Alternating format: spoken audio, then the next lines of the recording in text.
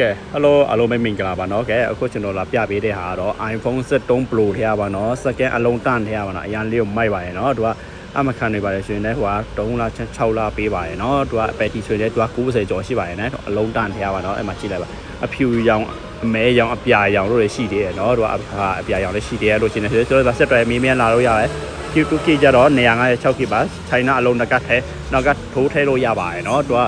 Apple ID ဆိုရင်လည်းကျွန်တော်တို့တက ID တို့ ID ဆိုရင်လည်းဟိုတကလည်း TikTok တို့ပါတော့တကလည်း download ရတဲ့ ID တွေလုတ်ပေးပါရယ်เนาะ VPN နဲ့ပါတကလည်းထည့်ပေးပါရယ်เนาะ where you are ပေးရှင်းနေဆိုရင်ကျွန်တော်ဒီမှာဆက်တွယ်မင်းမြန်လာလို့ရပါတယ်เนาะ PC ဘက်မှာဆိုရင်လည်းကျွန်တော်တို့ quality နဲ့ပို့ပေးမှာဖြစ်ပါရယ်เนาะယုံကြည်စိတ်ဆော့စွာနဲ့ where you are ပေးလို့ရပါတယ်ရွှေနေမြို့တွင်းမှာဆိုရင်လည်းအိမ်နဲ့ရောက်ငွေချေလို့ရပါတယ်เนาะကျွန်တော်ဖုန်းနံပါတ်တွေပါတယ်တင်ထားပေးရတွင် account ထဲမှာ follow လုပ်ပြီးတော့ hi လာခဲ့ပါမင်းမြန်လာလို့ရပါတယ်เนาะလို့ရှင်းနေဆိုရင်မင်းမြန် subscribe ခဲ့ပါเนาะ